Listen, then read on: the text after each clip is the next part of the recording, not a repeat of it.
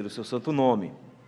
Queridos, nesse momento vamos abrir as nossas Bíblias, como fazemos todo primeiro domingo, no livro dos Salmos. E nós vamos ler o Salmo de número 118. O Salmo de número 118 é um salmo relativamente longo, não necessariamente tão longo quanto o próximo, o 119, mas mesmo assim são 29 versículos. Nós vamos ler o salmo todo hoje, mas nós iremos meditar do versículo de número 1 ao versículo de número 14. Livro dos Salmos, o salmo de número 118.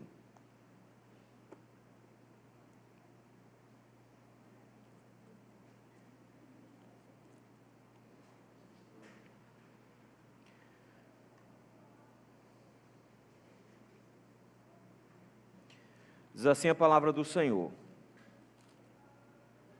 Rendei graças ao Senhor, porque Ele é bom, porque a sua misericórdia dura para sempre. Diga, pois, Israel, sim, a sua misericórdia dura para sempre. Diga, pois, a casa de Arão, sim, a sua misericórdia dura para sempre. Digam, pois, os que temem o Senhor, sim, a sua misericórdia dura para sempre. Em meio à tribulação, invoquei o Senhor, e o Senhor me ouviu e me deu folga. O Senhor está comigo, não temerei. Que me poderá fazer o homem? O Senhor está comigo, entre os que me ajudam. Por isso verei cumprido o meu desejo nos que me odeiam. Melhor é buscar refúgio no Senhor do que confiar no homem. Melhor é buscar refúgio no Senhor do que confiar em príncipes. Todas as nações me cercaram, mas em nome do Senhor as destruí. Cercaram-me de todos os lados, mas em nome do Senhor as destruí. Como abelhas me cercaram, porém como fogo em espinhos foram queimadas, em nome do Senhor as destruí. Empurraram-me violentamente para me fazer cair, porém o Senhor me amparou. O Senhor é a minha força e o meu cântico, porque Ele me salvou. Nas tendas dos justos, há voz de júbilo e de salvação. A destra do Senhor faz proezas. A destra do Senhor se eleva, a destra do Senhor faz proezas. Não morrerei, antes viverei e contarei as obras do Senhor. O Senhor me castigou severamente, mas não me entregou à morte. Abri-me as portas da justiça, entrarei por elas e renderei graças ao Senhor. Esta é a porta do Senhor, por ela entrarão os justos. Render-te-ei graças, porque me acudistes e fostes a minha salvação. A pedra que os construtores rejeitaram, essa veio a ser a principal pedra angular. Isto procede do Senhor e é maravilhoso aos nossos olhos. Este é o dia que o Senhor fez. Regozijemo-nos e alegremos-nos nele. Ó, salva-nos, Senhor, nós te pedimos. Ó, Senhor, concede-nos prosperidade. Bendito que vem em nome do Senhor. A vós outros da casa do Senhor, nós vos abençoamos. O Senhor é Deus, Ele é a nossa luz. Adornai a festa com ramos até as pontas do altar. Tu és o meu Deus, render-te-ei graças. Tu és o meu Deus, quero exaltar-te. Rendei graças ao Senhor, porque Ele é bom, porque a sua misericórdia dura para sempre.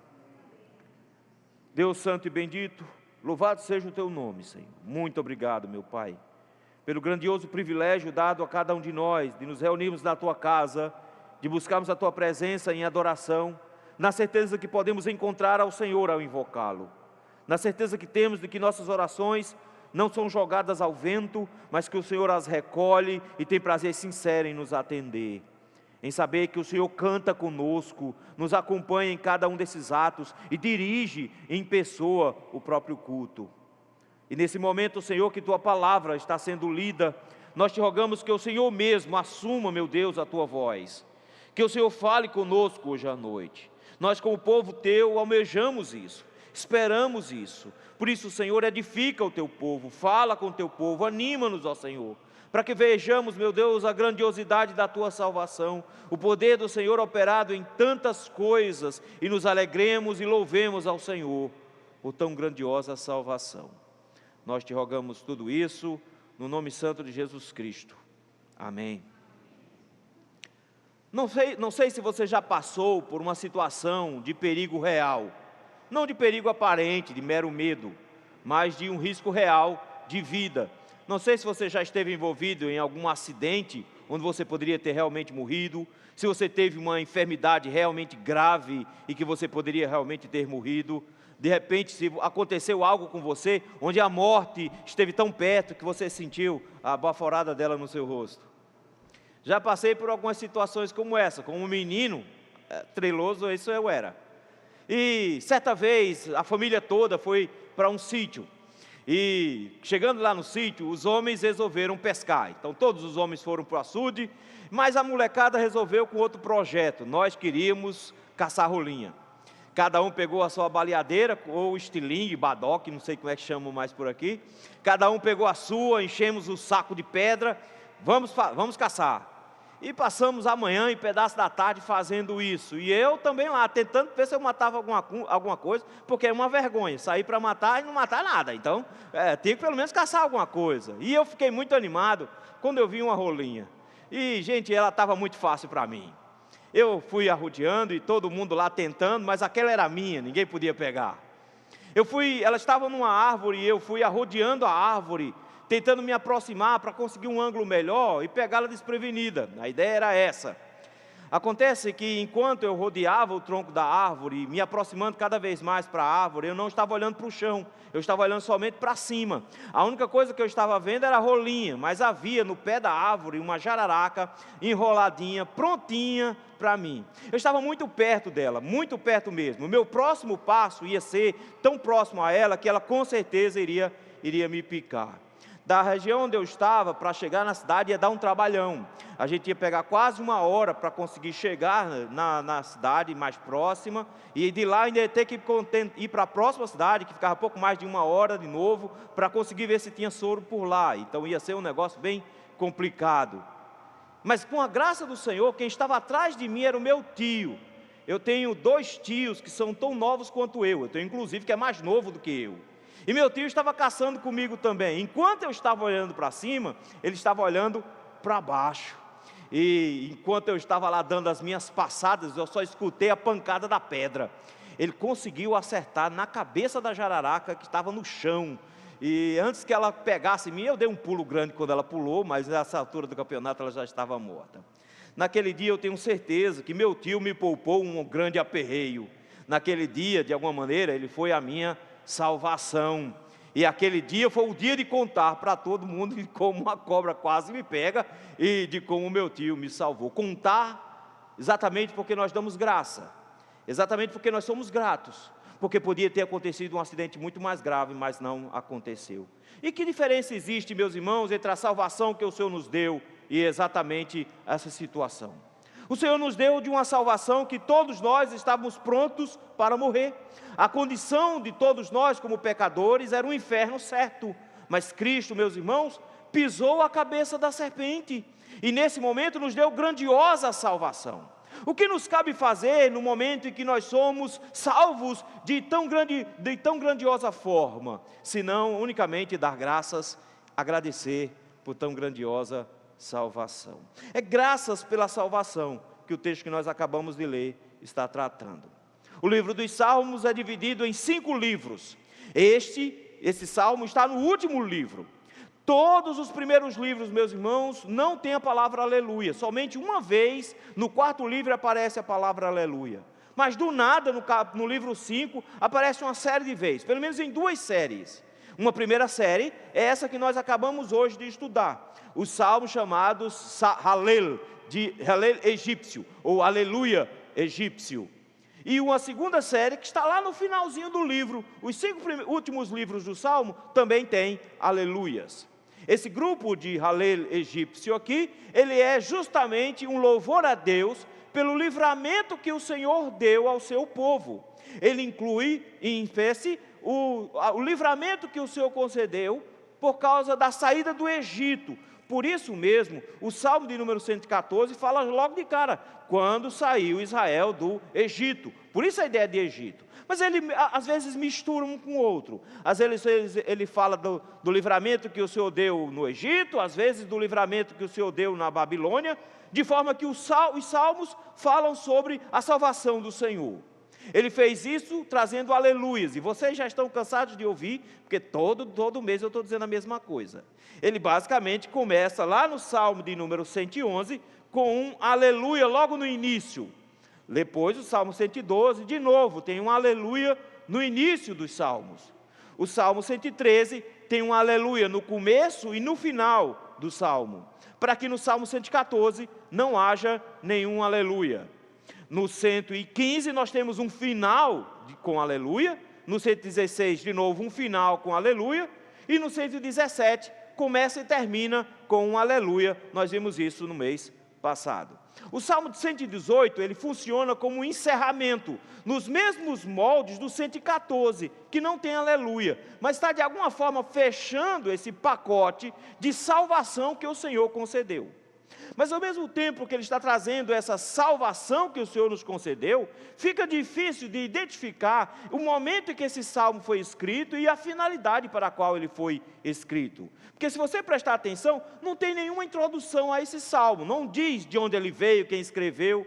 Há quem ache que foi Davi, como o caso de Matthew Henry, mas nem sem uma indicação nós temos a isso, até porque algumas expressões que tem aqui podem indicar, inclusive, a saída do povo da Babilônia. Então não era Davi que estava escrevendo esse salmo.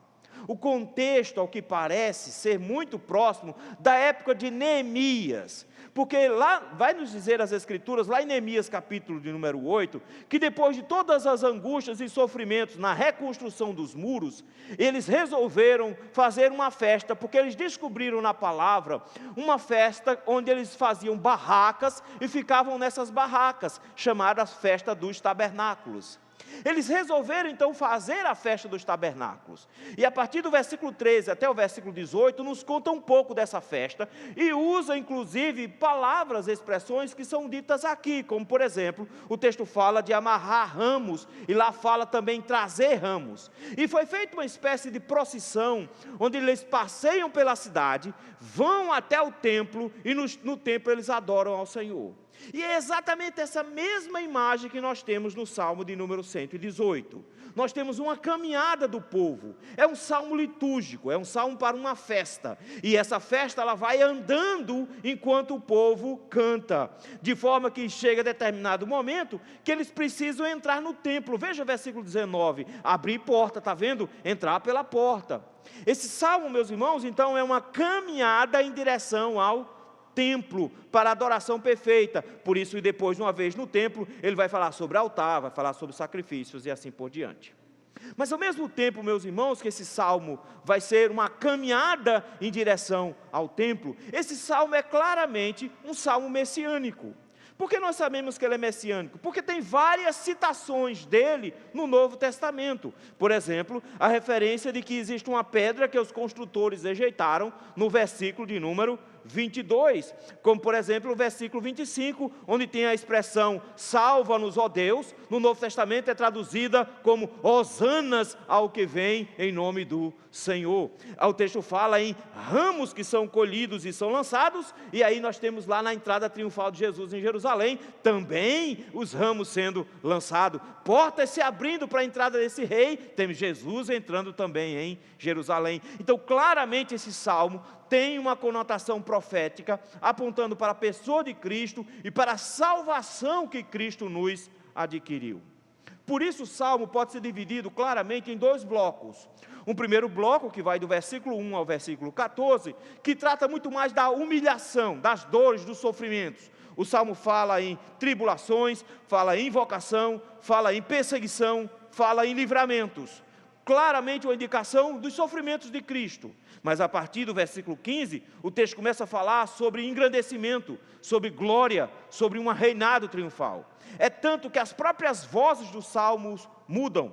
Nós temos uma voz congregacional do versículo de 1 a 4, nós temos um cantor, a partir do versículo 5, que canta sozinho. Mas no momento em que ele canta, vez ou outra, ele se comporta como um rei. As glórias são dadas para esse cantor como se ele próprio fosse o rei cantor. Uma clara indicação de que o texto nos mostra alguém que está entoando esse cântico e que o povo está se juntando a ele. É um cântico sobre salvação.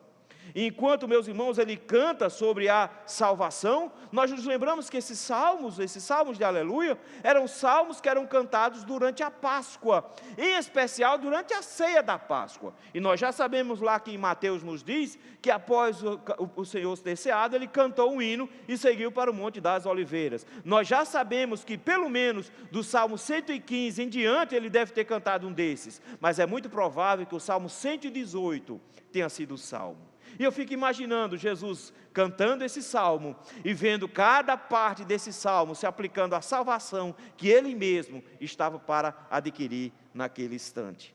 Nesse momento, então, o texto vai nos mostrar, meus irmãos, que mais do que um cântico antigo, mais do que uma história antiga, o texto nos aponta para uma profecia, que eu e você já fomos alvos dela, a salvação que Cristo nos deu.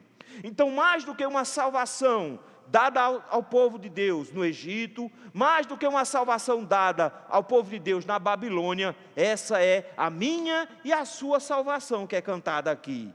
E enquanto ela é cantada, nós descobrimos que nós estamos agradecendo a Deus pela salvação que Ele nos concedeu. E é isso que eu gostaria de ver com os irmãos hoje à noite, sobre graças pela salvação. O texto nos dá 3 verdades essenciais no que diz respeito a essa gratidão. Em primeiro lugar, versículos de 1 a 4, todos devem reconhecer que a misericórdia do Senhor dura para sempre, versículos de 1 a 4. O Salmo, ele usa uma estrutura de repetições, pelo menos nessa primeira parte. A partir da segunda parte não vai ter tanta repetição assim. Mas ele usa uma estrutura de repetição. A ideia é muito parecida com um jogral, com uma leitura, como se fosse, eu leio e vocês respondem. Existe um dirigente aqui. E por isso mesmo, os dirigentes já começam fazendo uma convocação no versículo de número 1. Ele começa dizendo, rendei graças ao Senhor. Se você prestar atenção, o Senhor que sempre aparece aqui, é sempre o Deus de Israel, nem preciso lembrar isso a vocês. Mas Ele manda render graças, Ele diz, vocês têm algo para agradecer, vocês têm algo pelo qual vocês devem render louvores ao Senhor. E o que é eles? Por quê? Porque Ele é bom e porque a sua misericórdia dura para sempre. Primeira coisa que Ele nos lembra, meus irmãos, é que o Senhor é bom. E, em segundo lugar, que sua misericórdia dura de forma eterna. Essas duas palavras, nós já vimos isso 1 milhão de vezes. Elas são palavras relacionadas à aliança, bondade e misericórdia. Às vezes é traduzida como verdade, fidelidade, amor fiel do Senhor e assim por diante. Ele começa falando sobre uma qualidade que só Deus tem, só Ele é bom. Se eu precisar adorar a Deus e por algum motivo, ele diz, a bondade do Senhor é o primeiro fator que deve me levar à adoração. Mas não só Ele é bom enquanto essência, mas Ele é bom enquanto atitude. E a atitude de bondade para com Deus se expressa em sua misericórdia. Ele exerce misericórdia sobre nós, porque nós merecíamos condenação e juízo, mas Deus nos deu livramento e salvação. E essa misericórdia, meus irmãos, é expressa de uma maneira especial aqui, porque o texto já começa dizendo que eu devo louvar, porque essa misericórdia dura para sempre. E essa se torna a grande temática do Salmo, porque se você olhar o versículo de número 29, adivinha como é que ele termina? Ele termina de forma bem interessante, do jeito que começou, render graças ao Senhor, porque Ele é bom, porque a sua misericórdia dura para sempre. Bondade e misericórdia do Senhor estão atrelados um ao do lado da outra aqui, abrindo e fechando o Salmo, para mostrar que toda essa obra de salvação que ele vai descrever aqui no Salmo, é fruto da bondade e da misericórdia eterna do Senhor. Mas não basta simplesmente saber. Aqui o dirigente do louvor vai fazer com que o povo responda de forma adequada a essa palavra de misericórdia e bondade.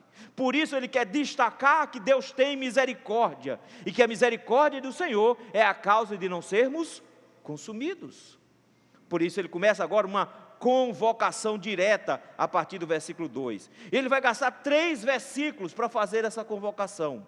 No versículo 2 ele diz: diga pois Israel. Versículo 3, diga pois a casa de Arão. E por último, versículo 4, digam pois os que temem ao Senhor. Ele convoca 3 grupos em específico para dizer alguma coisa. E o que é que eles têm que dizer? Sim, a sua misericórdia dura para sempre. Ele começa dizendo para todo Israel, todos os filhos de Deus, todos aqueles que fazem parte da aliança, todos aqueles que estão debaixo da graça do Senhor, ele diz: todos vocês, repitam comigo, sim, a sua misericórdia dura para sempre. Ele convoca o povo do Senhor todo para reconhecer que Ele é misericordioso. Não basta somente ter a informação, não basta somente saber que Ele é misericordioso. As pessoas precisam proclamar que Ele é misericordioso para que possam reconhecer que Ele é misericordioso. Por isso ele convoca em primeiro lugar todo Israel: diga pois, ó Israel, sim, a sua misericórdia dura para sempre. Mas logo em seguida ele seleciona especificamente a casa de Arão, versículo número 3, porque a casa de Arão são os sacerdotes de Israel, e ele convoca os sacerdotes para que eles mesmos digam ao povo de que o Senhor é misericordioso.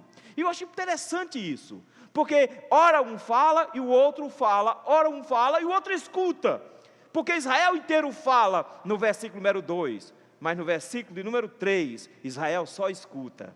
Israel escuta da boca dos próprios sacerdotes, ouvindo que Deus é bom e que Deus é fiel, que Deus é misericordioso. Nesse instante ele diz: essa misericórdia que não é temporária, mas que é eterna, está na boca não só de Israel como um todo, mas os sacerdotes sabem dizer isso também. Daí vem o terceiro grupo, e eu fico feliz porque tem esse terceiro grupo, porque em tese já foi contemplado todo mundo.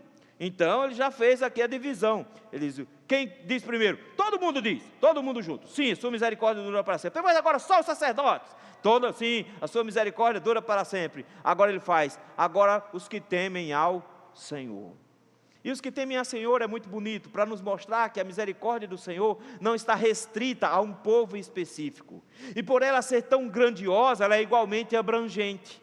E ela é abrangente a ponto de abraçar todos aqueles que desejam temer ao Senhor. Os gentios estão incluídos nesse pacote aqui também. Eu e você estamos aí no versículo de número 4. Eu e você somos incluídos, já que agora nós descobrimos que esse louvor pela misericórdia de Deus deve ser também universal. Todos os que temem ao Senhor, sejam eles judeus ou sejam eles gentios, se eles temem a Deus, eles devem reconhecer que sim, a sua misericórdia dura para sempre. É impressionante ver, meus irmãos, que o Senhor nos lembra agora de que sua graça e a sua misericórdia é o que nos alcança, é a grande bênção que nós temos. Nós somos alvos da misericórdia do Senhor, e Jesus, meus irmãos, é a misericórdia em pessoa. Ele próprio se fez carne e habitou entre nós, justamente para que a misericórdia do Senhor se manifestasse, porque a mesma palavra que é repetida aqui o tempo inteiro, a misericórdia do Senhor dura para sempre, é a mesma palavra que João se utiliza lá no capítulo 1, versículo 14, quando ele diz: o verbo se fez carne e habitou entre nós, e vimos a sua graça e a sua verdade. Quando ele usa a expressão graça e verdade, ele está usando esses dois termos do versículo 1, bondade e misericórdia. Cristo é a personificação da própria misericórdia e bondade de Deus. Quando o salmista conclama a todos dizendo: sim, ela dura para sempre, ele está nos lembrando que eu e você fomos alvos da graça, da misericórdia, da bondade do Senhor na pessoa de Jesus Cristo, que sim, nós temos motivos de sobra para louvar, mas que nós precisamos aprender a reconhecer isso e dizer publicamente diante de todos de que a misericórdia do Senhor é o que nós temos de mais precioso. Sim, a misericórdia do Senhor dura para sempre. reconhecer isso, meus irmãos, é o grande diferencial que há no coração daqueles que têm gratidão pela salvação que o Senhor adquiriu. Porque quando nós achamos que a salvação do Senhor veio para nós, porque nós temos algum merecimento, nós simplesmente desmerecemos a misericórdia do Senhor. Quando você encontra no seu coração algum motivo, por menor que seja, que justifique Deus te ter salvado, você na verdade está desmerecendo toda a misericórdia do Senhor. A misericórdia te diz: você não tinha nada que pudesse valer para a sua salvação, você não fez nada que pudesse valer para a sua salvação, você não tem nenhum ato que possa ser justificável para a sua salvação, não existe nada pelo que você pode se gabar pela sua salvação. Ela vem única e exclusivamente da misericórdia do Senhor, e por isso mesmo você tem motivo de sobra para louvar ao Senhor. Não vem de obras para que ninguém se glorie, a glória tem que ser somente do Senhor. Ele diz: dê graças pela sua salvação, porque você não estava incluído nesse pacote, que você não tinha direito de salvação coisíssima nenhuma, que não era o dever de Deus de providenciar a salvação, mas Ele teve misericórdia de você, e uma misericórdia tão grande a ponto de durar para sempre, uma misericórdia tão grande a ponto de incluir todos nós dentro deste mesmo pacote. Graças pela salvação.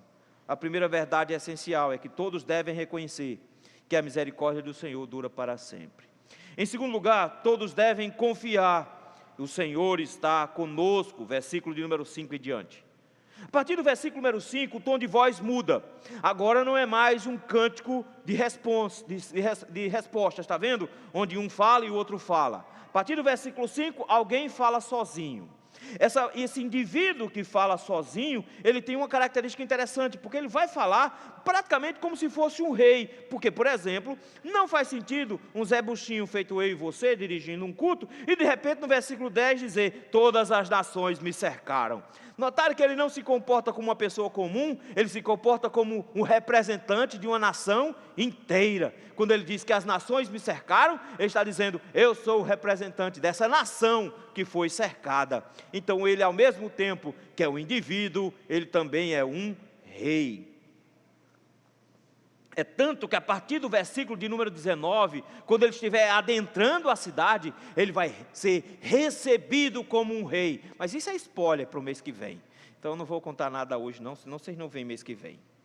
Esse homem que está aqui, meus irmãos, se apresentando a partir do versículo número 5, ele é alguém sofrido, ele é alguém que passou por experiências ruins, mas a partir do versículo 5 até o versículo 7, ele vai nos contar um pouco dessas experiências ruins que ele teve. Mas ao mesmo tempo, em meio às experiências ruins que ele teve aqui, ele nos mostra que tinha uma coisa diferenciada com ele: ele nunca foi abandonado em meio às experiências ruins pelas quais ele passou. Olha como é que ele começa o versículo de número 5. Em meio à tribulação, invoquei o Senhor. A expressão que ele usa para tribulação aqui, é a expressão para aperto. Ele diz com todas as letras: eu passei por um aperto. Isso a gente sabe o que é. A gente sabe exatamente o que é. Todo mundo que está aqui já passou mais cedo ou mais tarde por um aperto. Nem quando menino, quando passou com um aperto com a pai e com a mãe, que fez alguma trela. Todo mundo aqui já passou por algum aperto. Essa sensação de não ter saída, está vendo? Essa sensação de simplesmente não ter movimentos para serem executados. Essa sensação de que você não tem para onde correr. Ele diz: eu já passei por isso. Eu passei por tribulação, eu passei por esses momentos de aperto, mas o grande diferencial que ele vai dar agora do seu testemunho pessoal, que mais do que um testemunho pessoal, é o testemunho de todo cristão, ele diz: eu invoquei o Senhor, eu invoquei o Senhor. E nesse momento que ele diz que ele invocou ao Senhor, no versículo 5, ele diz: o Senhor me ouviu.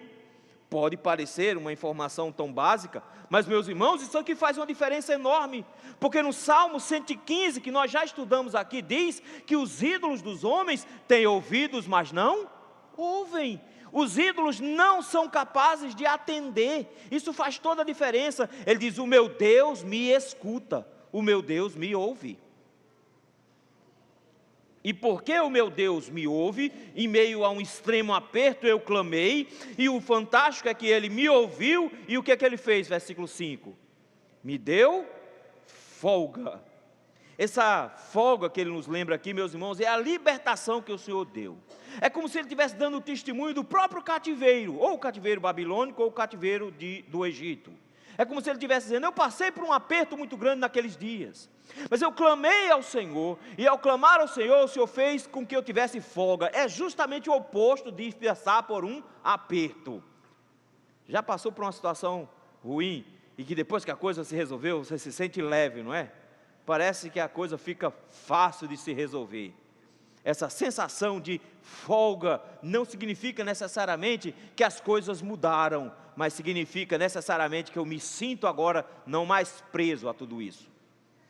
Tinha uma mulher que reclamava muito da casa pequena que ela tinha. A casa era muito apertada. Ela dizia: não dá nem para se mover dentro da casa. Ela reclamava com o marido o tempo inteiro por causa disso, que a casa era apertada, mas eles não podiam mudar de casa. Ela então reclamando com o marido disse: eu vou resolver o problema. Por 30 dias nós vamos trazer uma vaca para dentro de casa. Primeiro dia ele empurrou a vaca dentro de casa. Se o negócio já estava ruim, o negócio ficou ainda pior, porque não dava mais nem para andar com aquela vaca dentro de casa. Para o lado que se metia era um chifre num, era um rabo na cara no outro, aquela confusão, sujeira para todo lado, e ela tinha que aguentar 30 dias com aquela vaca dentro de casa. A casa apertada ficou um ovo, e para onde ela se mexia, ela tinha que ralar na vaca em algum momento para passar para a cozinha, para passar para a sala, e a vaca, já viram, não é? Fez aquele salseiro dentro, 30 dias com a vaca dentro de casa. Depois de 30 dias ele disse: chegou o dia de nós tirarmos a vaca e descobrirmos como é nossa casa. E no dia que a vaca saiu da casa, a casa ficou enorme. Está folgado aquele negócio. Ficou maravilhoso. Que casa grande que eu tenho. Passar por aperto às vezes nos dá a sensação correta quando a gente descobre o que é uma folga. Ele diz: eu clamei ao Senhor e Ele me deu folga. Ele me deu folga.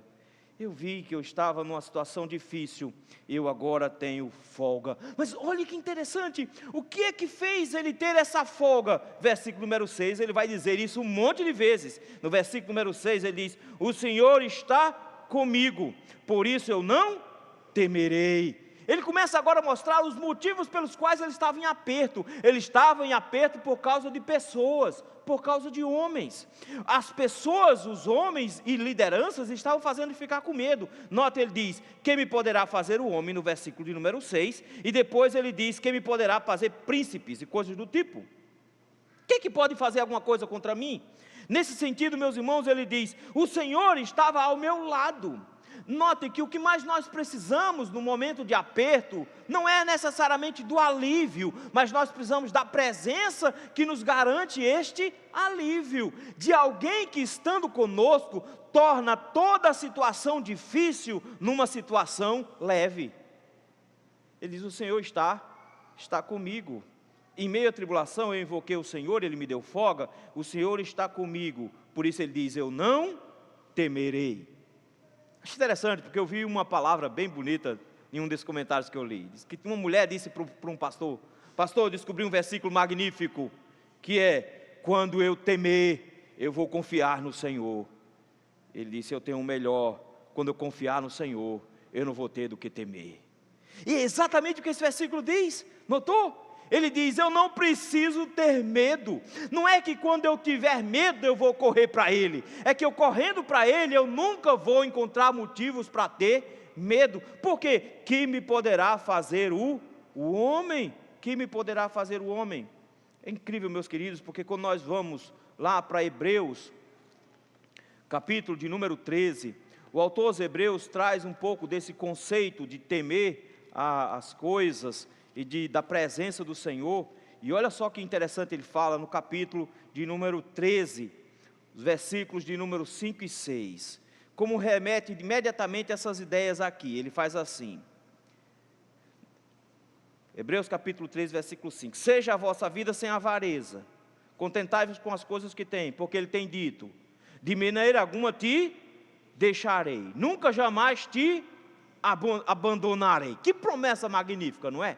Eles: vocês vão ter sempre da minha presença. E aí vem a conclusão: assim afirmemos confiadamente: o Senhor é o meu auxílio, não temerei, quem me poderá fazer o homem.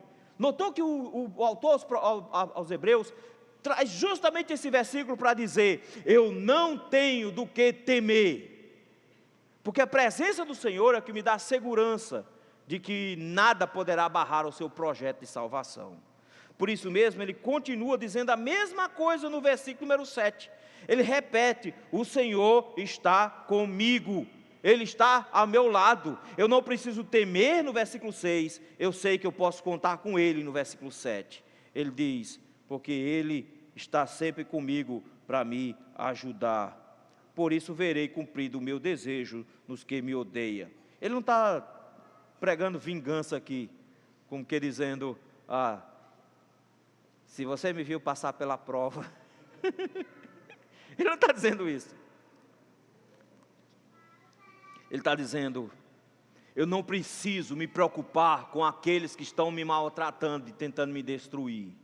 Não preciso me preocupar exatamente, porque o meu Deus está comigo, e Ele é quem vai tomar conta de todas as coisas. Ele diz: eu só entrego ao Senhor, e eu sei que Ele vai conduzir. Qual é o meu papel nesse processo? Versículos 8 e 9. Ele começa a dizer o que é melhor do que ficar assustado com a vida. O que é melhor que ficar preocupado com o futuro? Ele diz: melhor é o quê? Versículo 8: buscar refúgio no Senhor. Ao mesmo tempo que ele disse: o Senhor está comigo, no versículo 6, o Senhor está comigo, no versículo 7, ele diz: ao invés de ficar com medo, assustado, achando que está sozinho, busque refúgio no Senhor, porque o Senhor é o único digno de confiança. Ele começa a nos mostrar, meus irmãos, que todo lugar onde você coloca a sua confiança, que não seja na pessoa de Jesus Cristo, esse lugar é frágil e pode ser destruído, e você vai ter sua vida arrasada. Busque refúgio no Senhor. Ele faz assim: melhor é confiar no Senhor do que confiar no homem. Mas como a gente gosta de confiar em homens, não é? Passou por um aperto financeiro.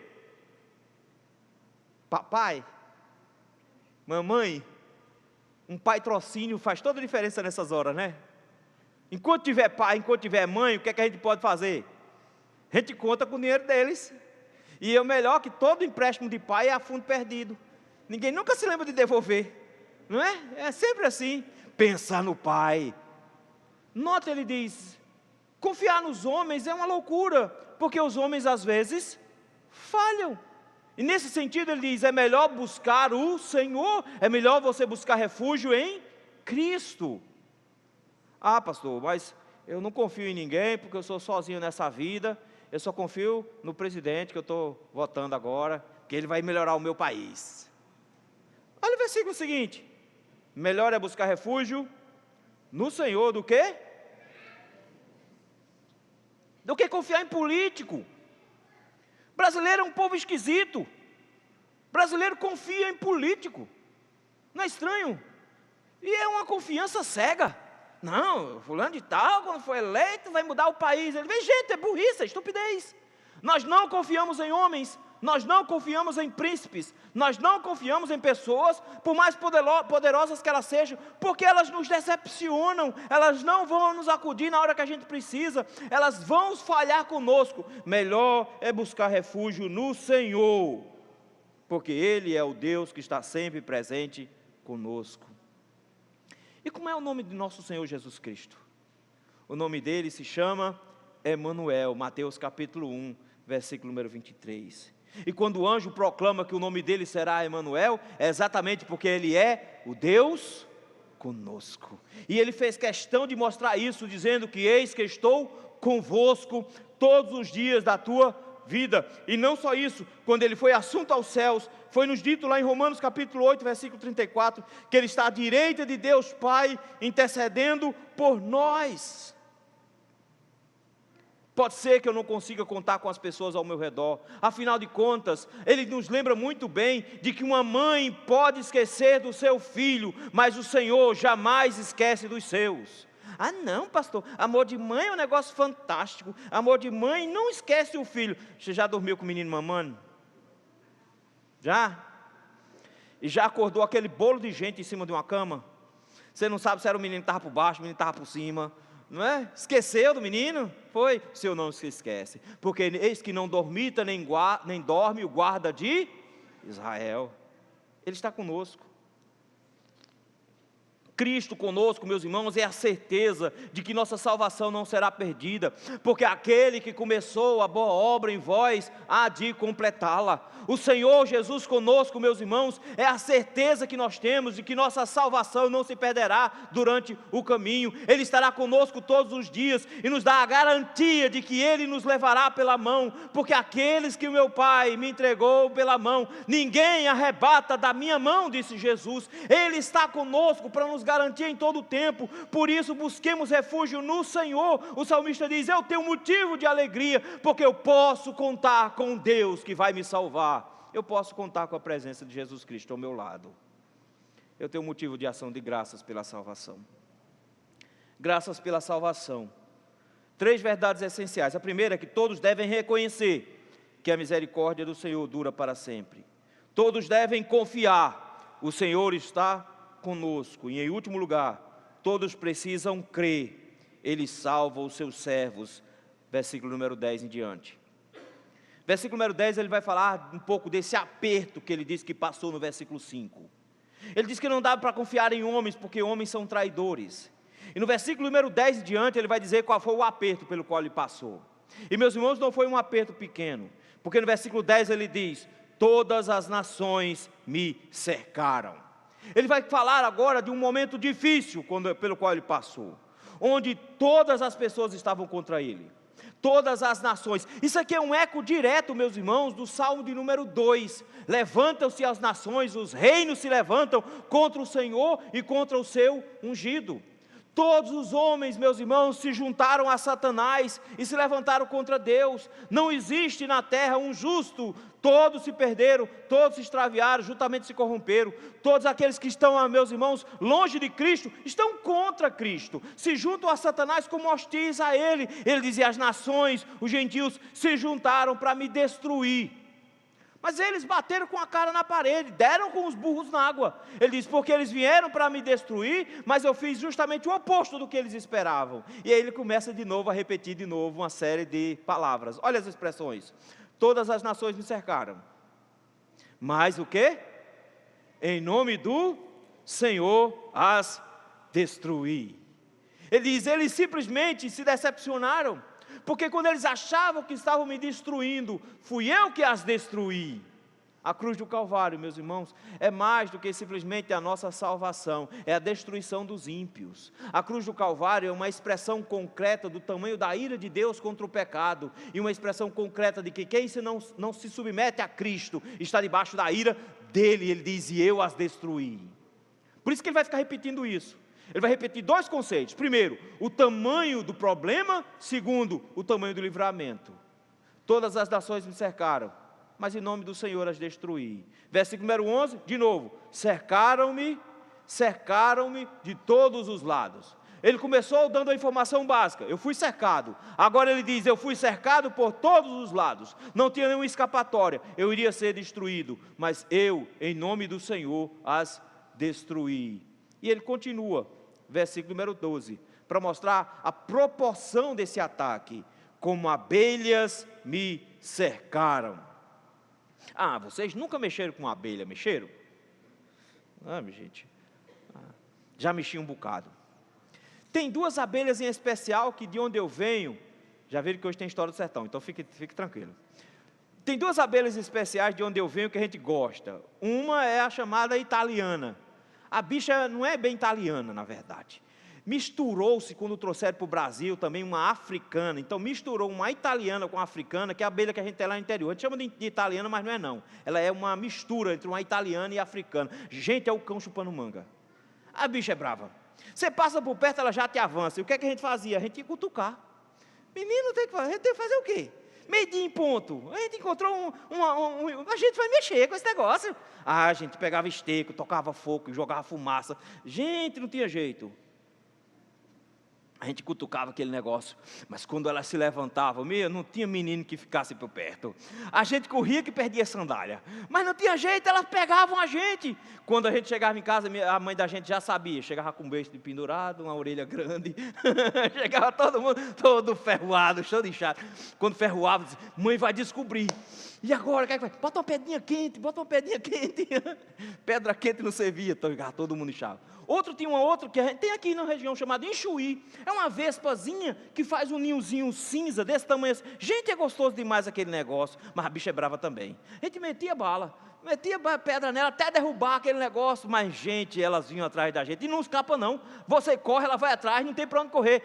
Deixa logo, deixa dar uma ferroada logo, ela se estressa e você pega.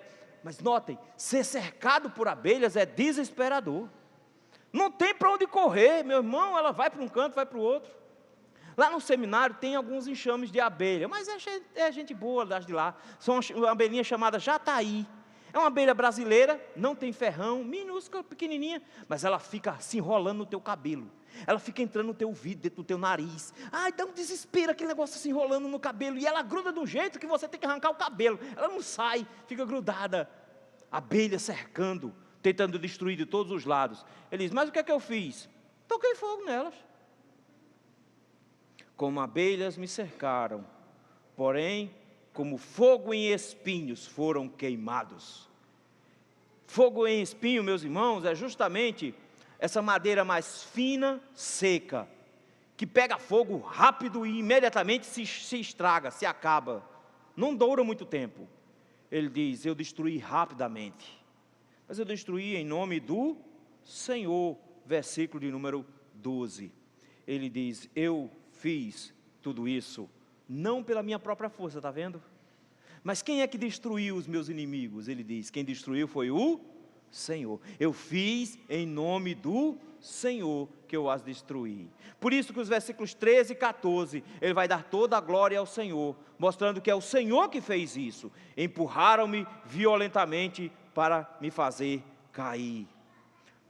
Ele diz, eles tentaram me derrubar, eles tentaram me destruir, eles queriam que eu caísse, empurraram-me. Tem um salmo que ele vai dizer, que como uma parede que está pendida, um muro que está querendo cair, a vontade de todo mundo é empurrar para ver se termina de derrubar. Eles eram assim a minha vida, eu tentei ficar em pé, mas eles queriam me derrubar. Mas, agora o Senhor me amparou. Note que o tempo inteiro ele fica dizendo, foi o Senhor que fez, e o que eu fiz foi em nome do Senhor que foi feito. Se alguém fez tudo isso em matéria de salvação, foi o Senhor que fez. Por isso, o que é que eu posso dizer? Versículo 14, o Senhor é a minha força e o meu cântico. Sabe o que ele está fazendo aqui? Esse versículo 14, na verdade, é Êxodo capítulo 15, versículo de número 2. Esse, na verdade, é parte do cântico de Moisés, quando saiu do Egito. É Moisés que está dizendo que os inimigos tentaram destruí-los, que Faraó com seu exército tentou destruir, mas o Senhor os destruiu no lugar deles. Nesse ponto, ele está lembrando que Moisés foi o agente de Deus para a salvação.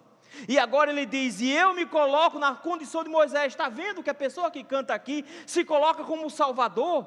E ele diz, eu destruí as nações que tentaram me destruir, mas eu destruí em nome do Senhor, porque o Senhor é quem produz grandiosa salvação. E no final das contas, o Senhor é a minha força e o meu cântico, porque Ele me salvou. Nesse instante, meus irmãos, quando ele diz que o Senhor o salvou, ele nos lembra de que toda essa vitória aqui foi adquirida porque Deus deu a vitória.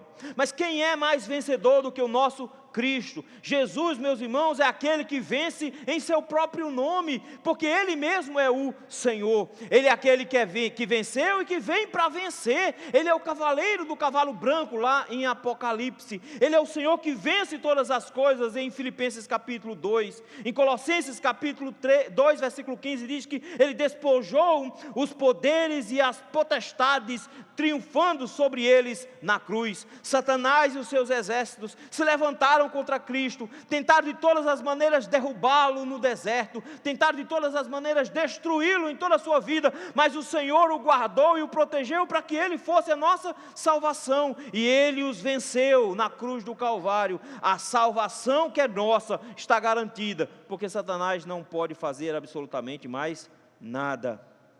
Em João capítulo 21, versículo 31 e 32, diz que agora será expulso o príncipe desse século, quando eu for levantado. Ele diz, a vitória de Cristo foi na cruz do Calvário. Aqui nós temos um cântico de vitória, muito parecido com Apocalipse capítulo 15, versículo número 3. Os redimidos todos nos céus, louvando um Cristo que venceu, que é vencedor. A presença de Cristo conosco, meus irmãos, nos traz bastante alegria, justamente porque Ele é quem garante a nossa salvação. É o Senhor que garante que nós temos a vitória completa. A vitória da nossa salvação não vem pelo nosso próprio esforço, mas vem pela obra exclusiva de Jesus Cristo. E que cada um de nós lembre sempre disso, de que nós somos gratos a Deus, porque Ele garantiu a nossa salvação. Tinha um corinho antigo. Infelizmente a gente não canta mais esses corinhos antigos, só canta essas coisas novas que repete 10 vezes a mesma frase. Mas tinha um antigo que era muito bonito. Minha avó cantava esse hino, essa música o dia todinho. No dia do sepultamento dela nós cantamos esse hino, esse cântico. Dizia basicamente, quando terminar essa vida, em que lá no céu eu chegar, haverá uma multidão de irmãos esperando para me abraçar, e perguntarão a uma voz voltado para mim, conta-nos você, irmão, como você venceu e chegou aqui. E falarei e cantarei do meu Jesus que me amou, e que por si mesmo se entregou, e direi, foi graça, superabundante graça, foi só pela graça de Jesus que eu venci e cheguei aqui. É a graça de Cristo, meus irmãos, que garante a nossa vitória. Cristo é o nosso general vencedor, e Ele vence tudo sozinho. Ele vence as hostes de Satanás, Ele vence o império das trevas, Ele vence as nações, e divide comigo e com você a vitória. Entramos todos juntos, triunfantes, por baixo daquele arco da vitória dos céus, porque Cristo é o nosso guerreiro vencedor. Nós temos motivos de sobra para louvarmos a Deus e sermos gratos pela nossa salvação. O texto, meus irmãos, nos deu 3 razões para sermos gratos, quando ele nos mostrou esses ensinos. Primeira razão, meus irmãos, nunca se esqueça, a misericórdia do Senhor nunca se acaba. A misericórdia do Senhor, meus irmãos, é o que nos garante que nós seremos salvos. É a misericórdia do Senhor que nos dá a certeza de que nós não nos perderemos no meio do caminho. É isso que nos dá a grande garantia. Por isso, quando tudo estiver abalado ao seu redor, e os pecados te assaltarem, e a incerteza tiver tomar conta do seu coração, e você ficar assustado com a vida que você tem vivido, lembre-se, a misericórdia do Senhor são a causa de não sermos consumidos. Agradeça ao Senhor pela misericórdia que Ele teve na sua vida, e diga sim, a sua misericórdia dura para sempre. Lembre-se sempre que não importa como você esteja vivendo, o Senhor te resgatará em todos os sentidos, porque Ele sempre garantirá a você o perdão que você solicitar, porque a misericórdia do Senhor dura para sempre. Precisamos repetir 24 horas por dia, a misericórdia do Senhor dura para sempre. Eu tenho motivos para louvar ao meu Deus. Não fica se gabando, tentando encontrar em você motivos de alegria para ir para o céu. Não importa se vai ser feliz ou se vai ser triste. Meus irmãos, tem uma coisa muito bonita: Deus vai nos levar para o céu, nem que seja arrastando. A gente vai, porque a bondade e a misericórdia do Senhor certamente me seguirão todos os dias da minha vida. E qual é a certeza que eu tenho? Que habitarei na casa do Senhor para todo sempre. A misericórdia do Senhor, meus irmãos, é o grande motivo de louvor que nós temos. Não se esqueça disso. Além disso, em meio a toda angústia e toda tribulação pela qual você vier a passar. Lembre que seu Cristo enfrentou todos esses problemas também, que Ele igualmente enfrentou tentações e provações, que Ele igualmente passou por apertos, mas que Cristo, meus irmãos, enfrentou todos esses apertos para que eu e você não passássemos pelo aperto da condenação eterna, e eu e você fôssemos salvos e estivéssemos em um lugar largo e espaçoso e bonito no final. O Senhor nos convida a sermos gratos, diante da certeza de que temos um Deus justo, e que esse justo se fez injusto em nosso lugar, para que eu e você fôssemos alvos desse grande livramento que Ele nos concede. Agradeça ao Senhor por ter livrado sua alma do inferno. Agradeça ao Senhor por ter garantido a você a sua salvação. Não fica murmurando com as coisas do dia a dia. De que vale ser salvo se eu não consigo comprar aquela chapinha nova que deixa o cabelo estirado com mais qualidade? Queridos, quando é que a gente vai continuar reclamando da vida desse jeito? Porque o meu batom acabou. Porque o desodorante acabou. Por que a gente continua reclamando da vida desse jeito, meus irmãos? Quando na verdade nós temos uma salvação inteira dada por Jesus Cristo para louvarmos. Vem para a igreja de cara emburrada. Vou para a igreja hoje não. Por quê? Briguei com a mulher. E o que tem a ver a mulher com Jesus, meu filho? Tem nada a ver com o negócio com a outra não. Depois tu se resolve com ela. Jesus não tem nada a ver com sua briga. Resolva depois. Venha para a presença do Senhor. Não, hoje eu estou muito chateado, estou muito depressivo, vou orar não. É lá que você deveria estar em oração. Estou muito triste, não estou com vontade de orar. É agora que tem que orar. Nós precisamos nos lembrar de que nós temos motivos de sobra para louvar a um Deus que nos tira dos apertos, porque Ele sempre está conosco. É tudo que nós precisamos, meus irmãos, um Deus presente para nos ajudar nos apertos. E do maior de todos os apertos Ele já nos livrou. Mantenha um coração grato. Porque os ímpios não têm com quem contar. Os ímpios não têm para onde ir. Os ímpios simplesmente não têm nem a que agradecer. Acontece uma coisa boa com eles, o que é que o teu faz? Obrigado, universo. Já imaginou o que é isso?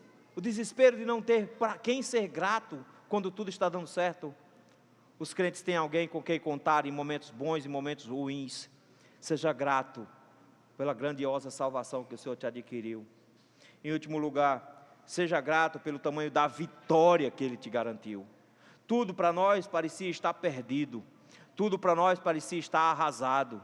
Mas Cristo venceu, pisou a cabeça da serpente, manteve os inimigos debaixo dos seus pés, nos diz lá em Romanos, e Ele foi vitorioso em todos os sentidos, e voltará de forma gloriosa para igualmente ser vitorioso, e dividirá conosco os louros da vitória. Nós somos mais que vencedores por meio daquele que nos amou, não porque nós somos guerreiros vitoriosos, mas porque nós estamos ao lado do nosso general, que é Cristo. Ele nos garantiu a vitória eterna, nos deu a certeza da vitória eterna. Não faz sentido reclamarmos de pequenas derrotas, não faz sentido murmurarmos de pequenas perdas, quando o Senhor nos deu uma vitória tão grande, que foi a vitória dos céus em Cristo. Naquela tarde, perto da hora do almoço, eu deveria ter sido picado por uma jararaca.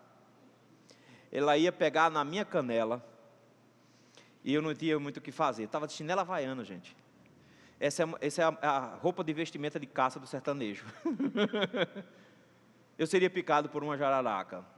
Não sei se iria dar tempo. É um veneno muito forte, rápido, que tem efeito hemorrágico. A pessoa começa logo a perder sangue muito rápido. Não sei se eu estaria vivo. Meu tio me salvou naquele dia. Vou ser grato a ele o resto da vida, porque ele me livrou de um aperto muito grande. Mas nosso Cristo fez muito mais. Nosso Cristo morreu por nós, para nos garantir salvação. Dizemos hoje com todas as letras, sim, a sua misericórdia dura para sempre. Que Deus nos dê esse coração grato pela salvação que o Senhor nos deu, meus irmãos. E nesse momento nós